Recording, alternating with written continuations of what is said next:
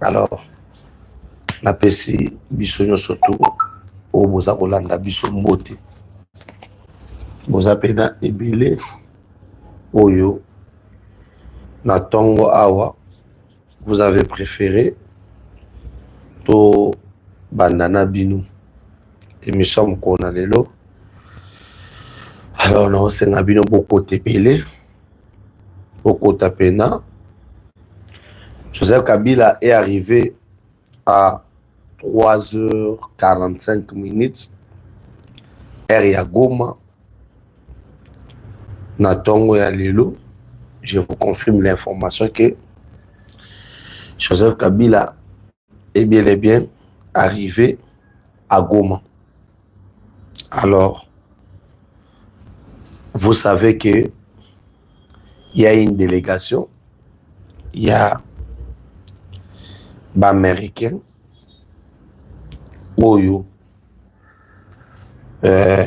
États-Unis à Tindaki, avec l'idée claire, il y a comment ramener la paix. Alors, pour comprendre que guerre ekoti makambo mususu, on doit comprendre aliroyo makambo eza na kati ya kokende. Vraiment, très chers abonnés, ngana osenga na biso ka tokabola direct to like yango bolemba te na ko s'abonner pona ba ona ba s'abonner te botika pe commentaire na yo na direct et ça la ka malamu mingi.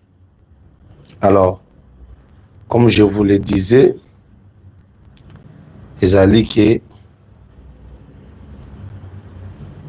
a tozolo bawa makambo ekomi ndenge mususu e aliro toke na makambo eloko mokonzi mboka lobaki sur la personne de Joseph Kabila yangoyo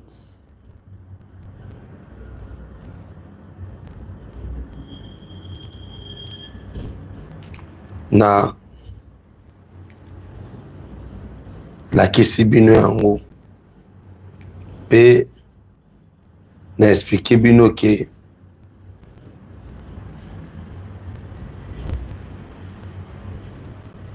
makambo ndenge ezokende aliro toke na makambo omata okita olingolinga te ba ennemi ya Congo bakolonga biso te. Alors, pour na kokende nango malembe na liroyo tozo kende nango, vous allez comprendre que ces gens ici, ils veulent l'échec ya Congo. Bandeko, il faut vous gagner très bien. Lorsqu'on a dit na mboka oyo, allez ilenda, on est ensemble. Et gate kabe, on est ensemble. Obi na mboka tolobi, il faut surveiller. Ba entrer na ba sortir Joseph Kabila. Toloba yango. Président Yemo kwa lobi que Kabila aza mokonzi ya bai M23. Bandeko, si il faut tozwa bato au sérieux na mboka oyo. Il faut yebake parmi bato oyo baza sérieux na mboka oyo, président de la République aza. Pourquoi? Le président yé aza na ba service nyonso ya l'État oyo ils ont ramené d'informations par-ci par-là. Et le président nous dit ceci: Mukonzi ya M23 à Kabila. Na habité soki eza na mutu oyo na RDC le mieux informé pour le président Zati. Parce que ça n'a pas canon sur l'information. Tolali Tolamuki, on a compris que les ennemis il y a Congo ba zana posa yako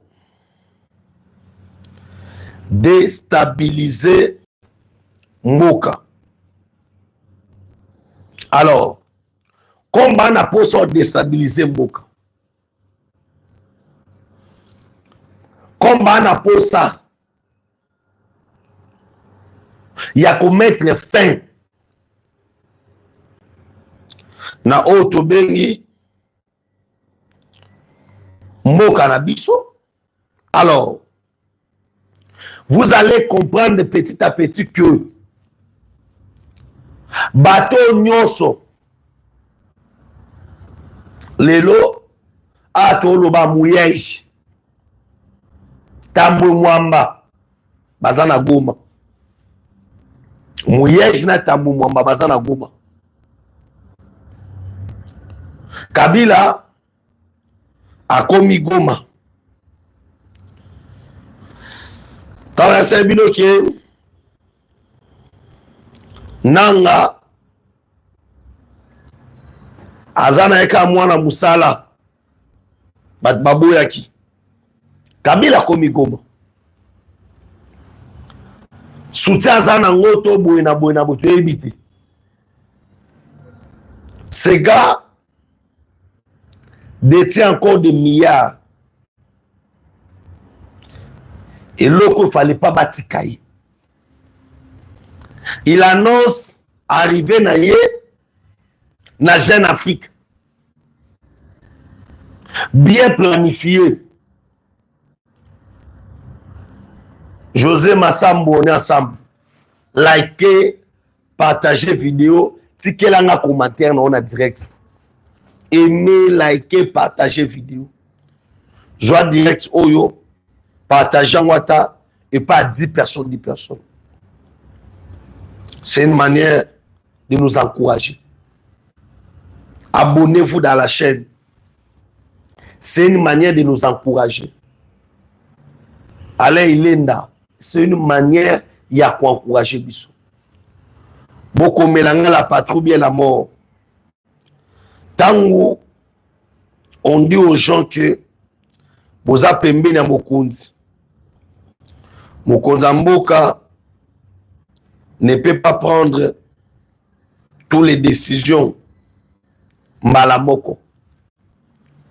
Malgré que à ma service nous. Le président de la République ne peut pas prendre toutes les décisions seul. Et Sengeli Nabato Basungaye. Lorsque Jean-Pierre Bemba parlait, Bandeko Nanga a réversé le Gomoko. Alobi Bayi M23 grâce Babi on est ensemble. Owen Boka on est ensemble. Alors Alobi le Gomoko Alobi tous a déjà na Kinshasa. Tous a les investigations sur Ao. On est tombé sur Koé Sabino que Mwana Oyo Kabila était na Brazzaville. Kabila a des soutiens, il y a des pays où ils ont entouré. Donc, manager à Mindele, il peut parler autre chose pour préparer autre chose. On ne doit pas désarmer. Mukolo rebellion yewana atolobawa akitaki na Kigali na 3h45. Aux alentours à 4h quelques atolobawa Kabila azabie na ville ya Goma. Et comment vous devez laisser les gens de Kabila œuvrer? Bande kototika légèreté na mamususu. Na minute il faut kanga ba toi pépé. Faut kanga bango. C'est clair. La patrouille bien la mort. D'ici elle n'a pas son bout. Allez ça on est ensemble. Hein? On ne doit pas les laisser. Bande ko pouvoir et tamboula kanama kila. Baba to kanga ubare bango. Quand le président avait dit que nanga zabutu na bango. Certes, il y a eu de nos frères Pébasseur Nabiso qui ne croyaient pas, qui pensaient que nous sommes en train d'exagérer. Bino monaka Kabila. Kabila salongwa na pouvoir. Donaka manda na peso mbote. Likez vidéo, likez, partagez vidéo, partagez yango. To la mukina sango ya Kabila. Comme étant ancien président, mais l'élu dans la rébellion. Il faut dire aux gens des vérités. Cédric Chilomba a fait son bout.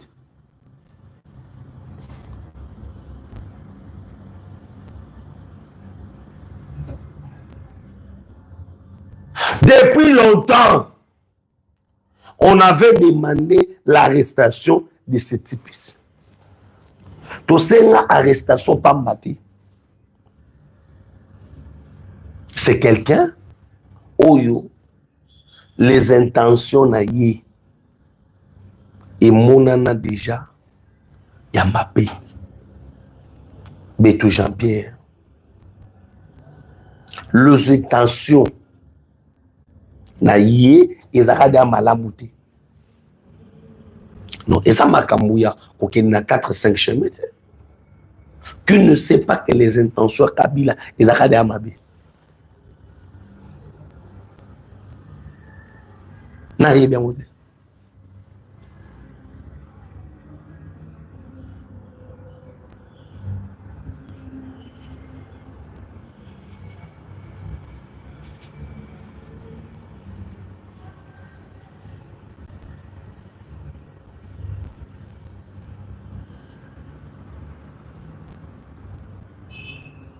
Bah, intention.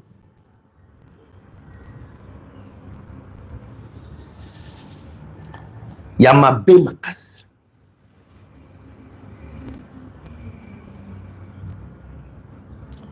Combat intention les aki Yamabe.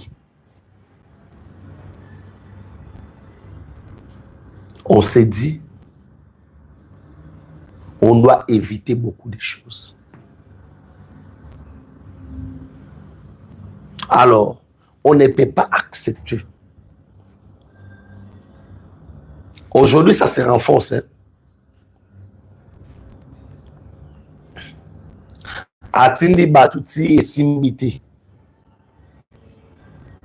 Le Loyemo Kabila a décidé qu'au Kenya sortir publiquement. Parce que Makambo Komeli Ndongo.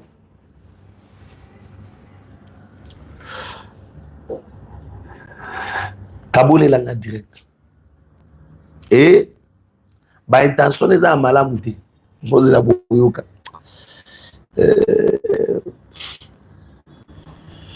auto esabatu les pouvoirs bagadaka yango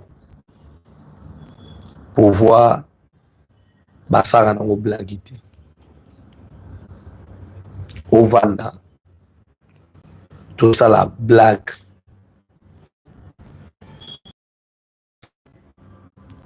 mais pas na pouvoir. Le pouvoir, on les protège. Alors, les pouvoirs, ça se donne pas cadeau. Étant donné que les pouvoirs,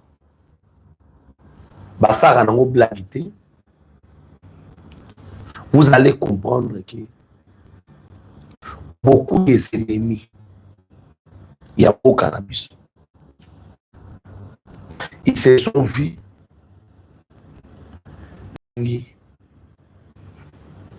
déstabilisation. Il y a Moka. Ayant comme objectif principal Bakwesa Moka. Et Marambo Noroba Bolanda ne pas à alerter. Je dois l'annoncer pour alerter nos compatriotes contre les dangers communautaires. Je vous avais dit une autre fois que Kabila a été obligé par Kadhafi de s'assigner comme chef du gouvernement et de l'AFC. Il continue à lier. Les choses sont beaucoup plus claires aujourd'hui. Au moment où je vous parle, Jeune Afrique vient d'annoncer. Kabila annonce les recours au pays, son recours au pays via la partie orientale de la RDC, c'est-à-dire la partie orientale l'est de la RDC. Alors on prévoit que peut-être à Roma ou maintenant vous donnez l'information la plus fiable.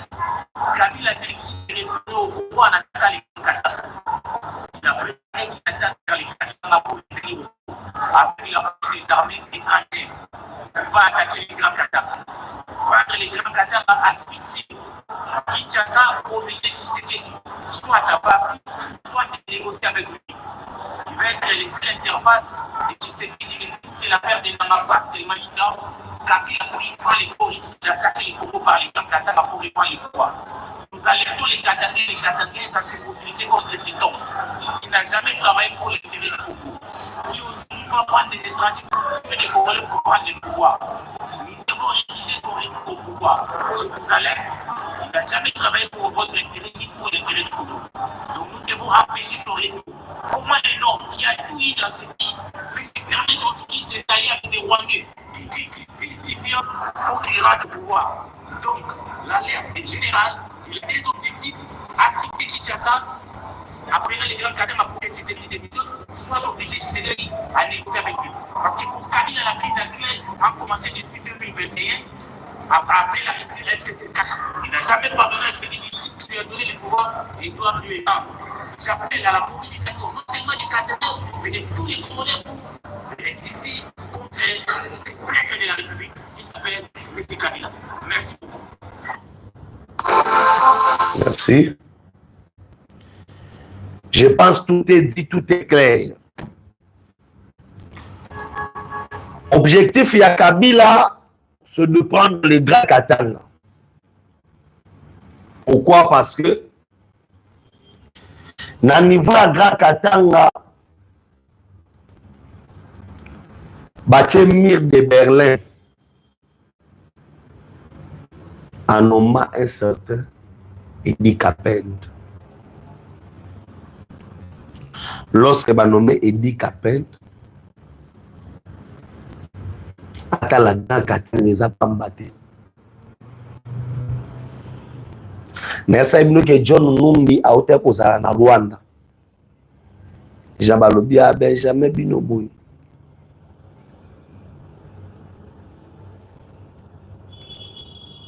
Nessa ki bino ke John Numbi a ote kozala na Katanga. na Goma pardon basololi na bananga makambo nyonso. John Numbi préparait l'arrivée ya Kabila.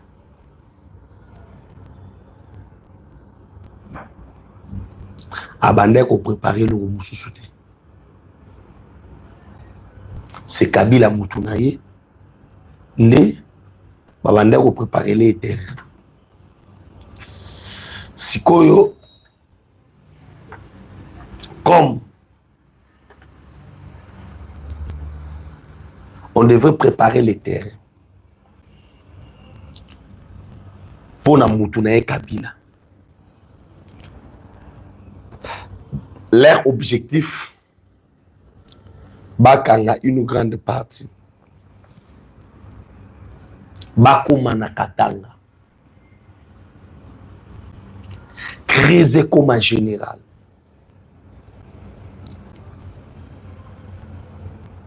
Moi, si à Kabila, Loba Makambo.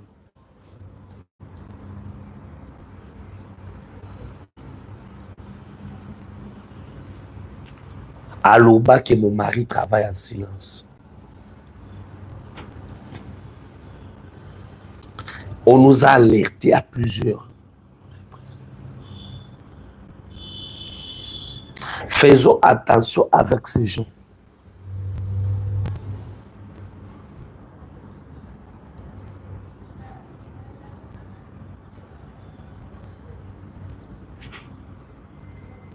Vous savez l'attention.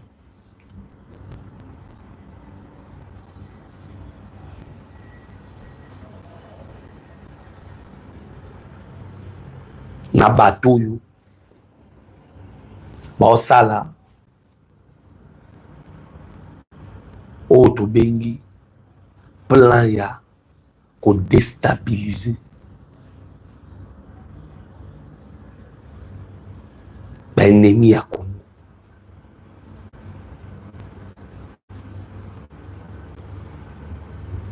Nous ne devons pas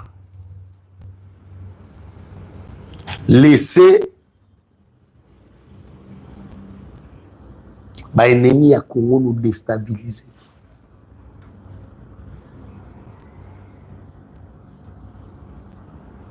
Aujourd'hui, t'as la place autocommis.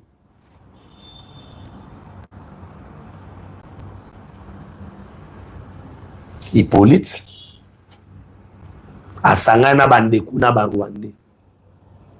Pour problème ezali nini? Kagame ebisi Kabila lobi ngai na ko continuer jamais ko assumer responsabilité à M23. Or que yo oza mokonzi M23 ovandi libanda ya mboka. Zonga prend tes responsabilités en main. Ah non, ça nous ba mouillage banani. Mouillage azana kanda osakana te. Alukande ngenyo surtout ya ozonga gouverneur et simbate. Ah non, ibisayo bazawana. Batambwe mwamba. Bazarabe ana ba rébellion. Baebi rébellion de Tamboulak. Bakangi est certain à Richoua na Bozoloka. Kabila s'est vu en danger parce que Bozuinae Nyonso. Tous ses avoirs sont gelés. Des fois, les gens ne comprennent pas.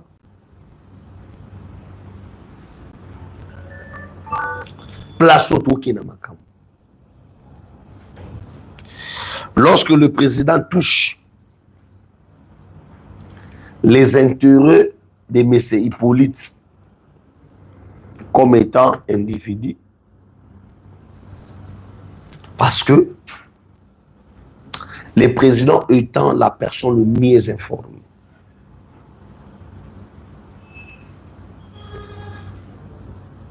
il a décidé clair qu'il pleuve, qu'il neige.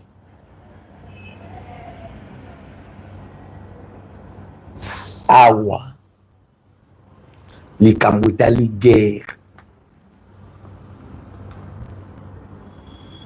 Il y a Est. Le président ne va pas céder. Total a sikoyo, babiloko to ane kuluba. Iwana no. Andimi kolata sokoto. Azonga zamba. Parce que c'est un rebelle. Banda kaka président meta fait. Na mamwitali FCC cache. Le camp Kabila va séréniser ça. Comment ministre de l'Intérieur, après plusieurs annonces et consorts,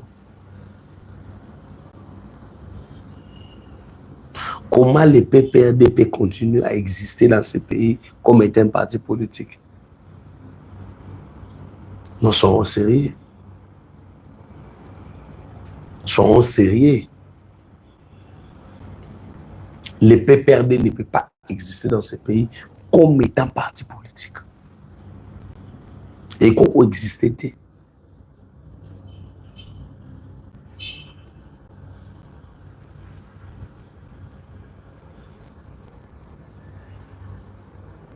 Et comment exister? Comme étant parti politique, jamais.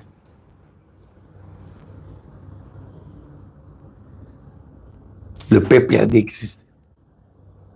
Ça fait très mal. Comment on a dit? Le PPRD existe comme étant parti politique. Au vie et aussi de tout le monde.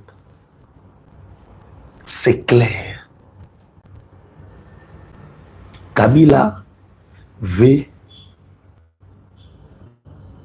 faire taire Otobengi Tshisekedi. Dombela, on est ensemble. Kabole langa direct. Aimez la vidéo, likez, partagez. Kabila veut faire taire quoi? Il veut cacher quoi? Ce gars, c'est un rebelle. Moi, je dis aux gens, Bandeko, quand tu as l'émission, tu Kabola direct. Aujourd'hui, après rupture, il y a FCC Cash. C'était le moment il y a Bakanga Kabila. Nous, on a encouragé les chefs d'État dans le Lengiwana. Mais tellement mingo on a biso, les amitiés. On a encouragé les chefs de l'État, pas de pitié. Mais là, on a besoin de moments. Ake Sangana. Pour nous rejoindre soutien à pays. Entre autres, Congo-Brazzaville, Tanzanie, Zimbabwe, Zambie. On est au courant de tout. C'est clair.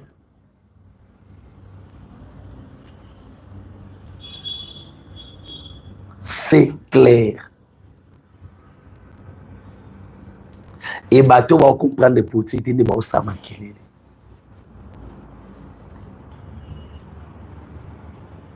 Les gars, ça compliqué.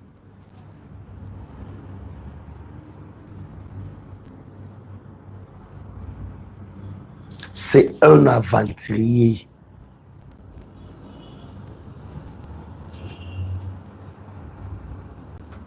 Félio Langi n'a pas sur et le cola ba origine est consacrée. Kabila c'est un Rwandais. C'est un Rwandais. Paul Kagame a bien s'assumer Moutounanga, awe bébé lingai. Parce qu'il y a une délégation. Au soit communauté, Oyo, il y a Sénat américain, na envoyé spécial à l'américain, ou à Kagame. À ABC, il faut se désengager pour le Congo. Ah non, il faut Kagame a mal à l'aise. 3 grandes têtes na armée Bakoufi.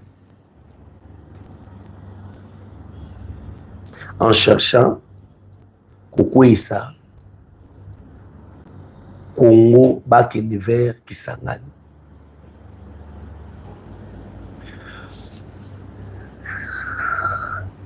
À partir de Walikale, va frapper Bango. Asko Boyo Kale dessous des cartes. C'est long. Il semblerait que Awana Kinshasa, bon, on a un incident à niveau de affaires étrangères. Il semblerait que on aurait imprimé passeport Yananga. Il semblerait que. Je me demande tous à Wapi. Si la nouvelle est vraie,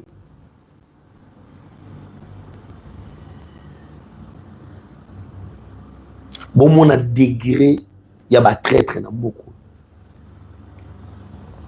Il y a un monaki. Il y a un bateau. Dans le niveau affaires étrangères.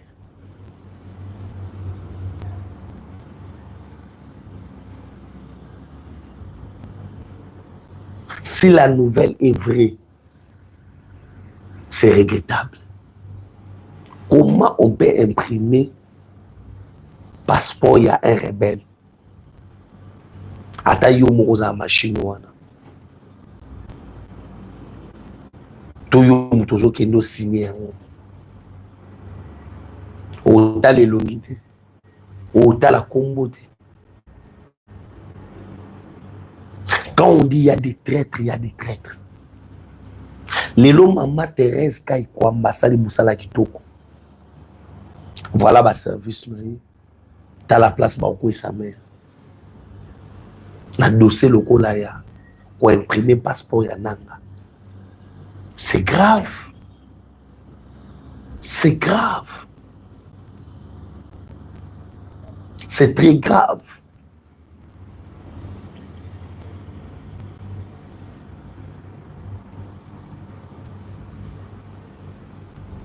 Il y a des choses où il y a salaté.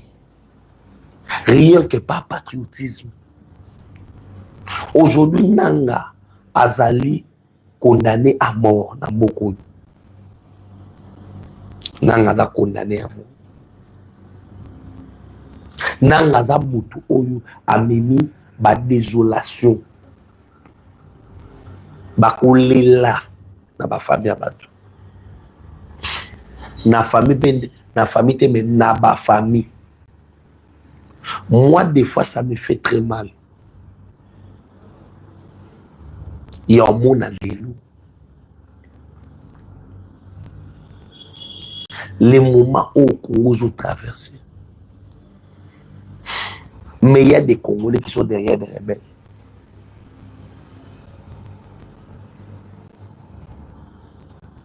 Winner, care. On est ensemble.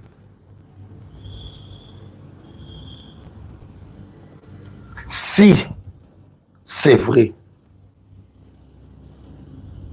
que cette histoire toujours qu'ils ont assumé, la mère, les amours passés. Les amours passés. Moi, c'est Fati ou rien.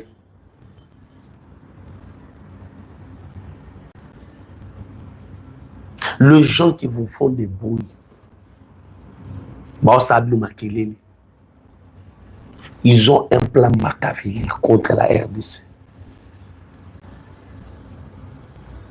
Et ils pensent que on va gommer ses plans.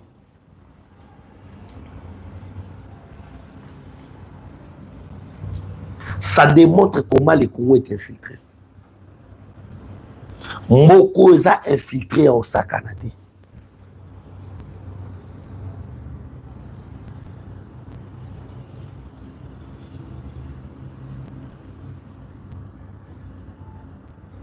Et c'est pourquoi Badji Péa qui belé l'affaire étrangère. Ata yo soki opes soki nani wana. Omoni pe na kombo ya moto bakomi nanga. Yo pe obimisi passeport wana. Ata balobi yo ozandoki. Okoselo abongo pourquoi? Mais ça qui dit que il y a beaucoup de traîtres. Aujourd'hui, Kabila voyage avec son passeport rwandais.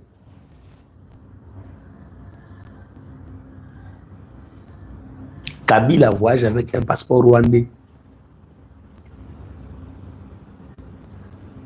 Pour y aller à Congo, c'est inspirant.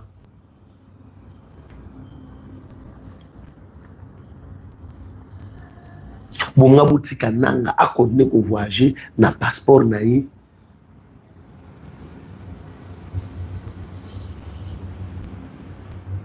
Passeport expiré.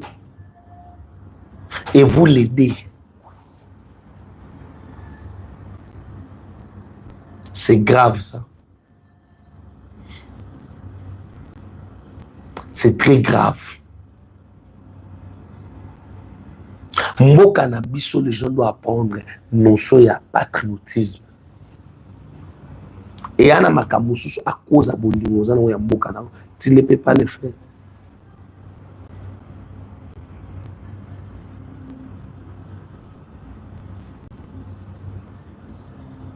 Si les passeports,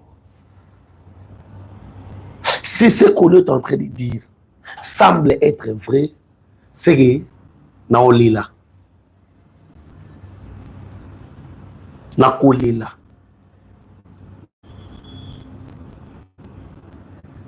Nakolila. Et je vais voir que Fachi n'a pas de chance dans ce pays. C'est qu'on nous a infiltrés partout. Comment un terroriste, un rebelle peut obtenir document ou passeport ya mboka? Ngana uki poso lela.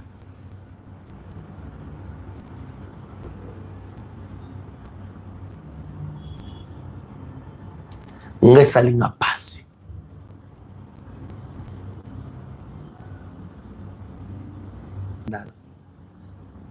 Comment nanga peut obtenir un passeport? Comment?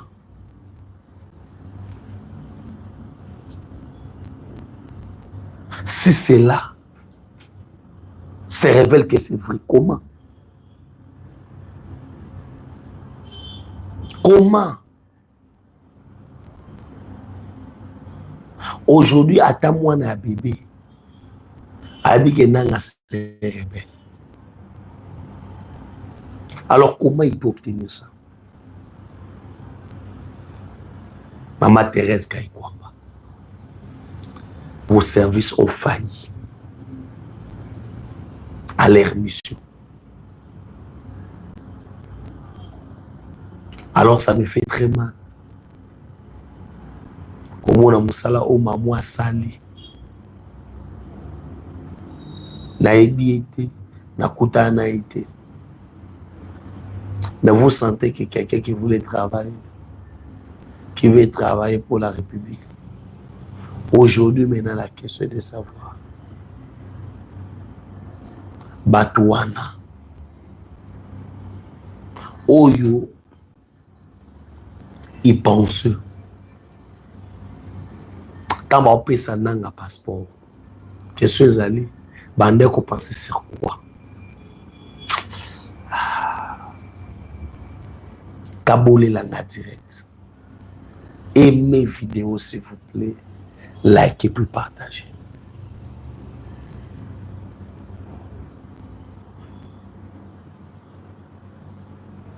Lorsque tu l'oubaka awa,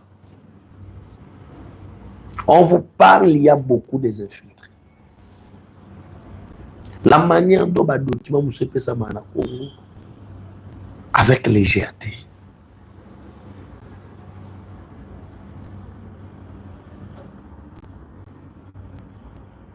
Avec légèreté.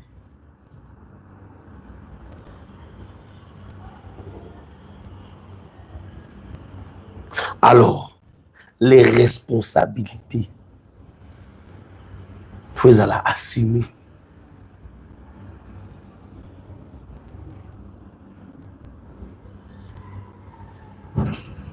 Je parle des responsabilités.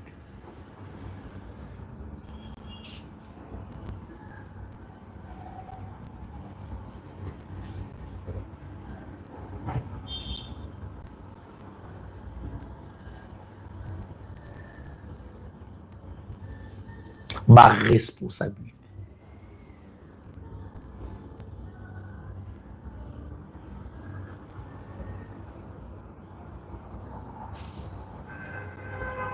Sur ma responsabilité, les gens doivent assumer. Bandeko, ça fait très mal qu'un rebelle a obtenir passeport. Très mal, hein? Alors, nous avons dit selon ce qui se rencontre. Nous avons bien. Alors, ça veut c'est ça, Moussa, non? Aujourd'hui, on a arrêté cet Arichwana Indien et consort. M23, on est là, parce que Arish, c'est lui, le financier à M23. C'est lui le financier.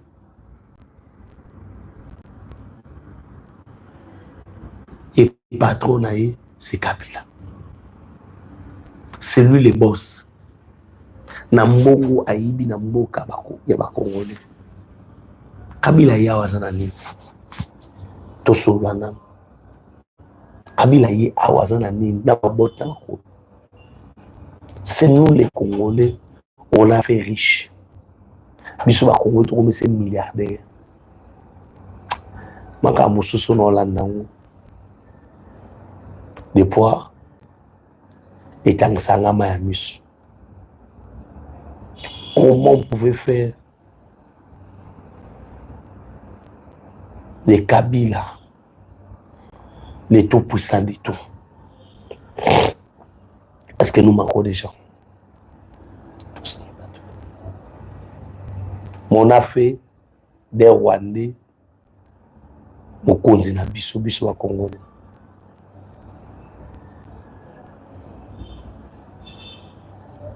Les Arabes passent.